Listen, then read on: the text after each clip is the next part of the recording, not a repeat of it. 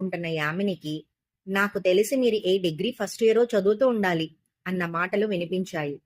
చేస్తున్న పనిని ఆపి అతని వైపు చూస్తూ, ఇద్దరు పిల్లలు నాకు అంది కోపంగా. ఆమె వైపు చూసి పెద్దగా నవ్వుతూ, మీకిద్దరు పిల్లలేంటండి బాబు, అయితే సంతూర్ సభ్యాడ్లో మీతో కూడా ఇప్పించాల్సిందే అన్నాడు చిలిపిగా ఆమె కళ్ళల్లోకి చూస్తూ. ఆమెలో కోపానికి బదులుగా ఎక్కడా లేని సిగ్గు ముంచుకొచ్చింది. ఎంత చక్కగా తయారైనా బాగున్నావు అని ఒక్క మాట కూడా మాట్లాడని భర్త గుర్తొచ్చాడు.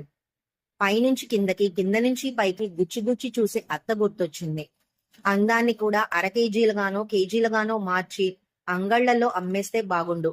మగాళ్లకి అర్రులు చాచే పనుండదు, ఆడవాళ్ళకి అద్దాలతో పనుండదు. తన అందం ఇప్పటి వరకు భర్త అవసరాలు తీర్చడానికి, బలవంతపు అనుభవాల్ని బహుమానంగా అందించడానికి పనికొచ్చింది. ఇప్పుడు మాత్రం పొగడ్త ద్వారా అంతర్లీనంగా అణిచిపెట్టిన సంతృప్తికి దగ్గర చేసింది.